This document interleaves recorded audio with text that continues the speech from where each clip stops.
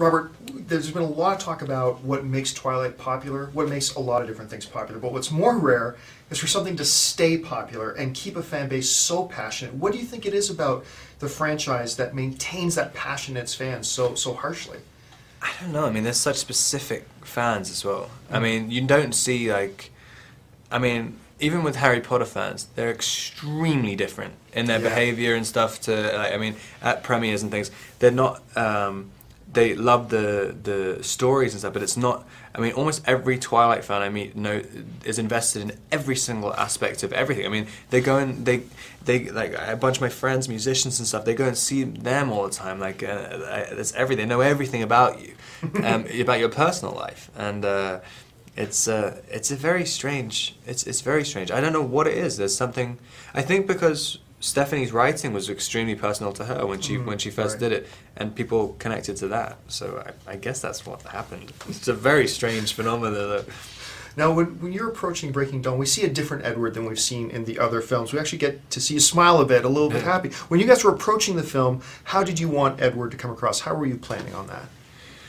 Yeah, I mean, a little easier, a little looser. I mean, that was kind of... I mean, it just really because it gives you more options to play. I mean, that's the one difficult thing about doing a series, especially with a character who's very who's constantly in control of himself. I mean, you run out of options of ways to play things, and so I think that was the one thing I wanted.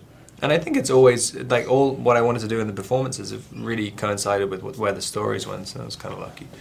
One of the unique things about this film, too, is we see a lot of character evolution in a lot of the different characters that we haven't had a chance to see before. How do you see Breaking Dawn and these changes that we've seen in this film setting us up for the last film in the franchise?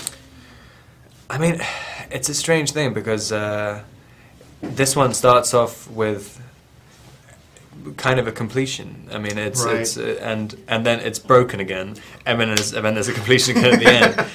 And then the second one, you know, it's kind of the same thing. It's sort of, you know, you're resetting like for the second half, which is I mean, Melissa Rosenberg did do a great job on how she chose to kind of balance out the two halves of the book, right? Because it was a really hard thing to do. I mean, because there was much more that was kind of connected. But it wasn't like there was a really obvious breaking point. Right. I mean, the script made it seem like it was the most obvious thing in the world, and so yeah, she did a great job with that. Those are our congratulations on the film. It's my favorite of the franchise so far, and we can't wait to have it on AMC screens. Great.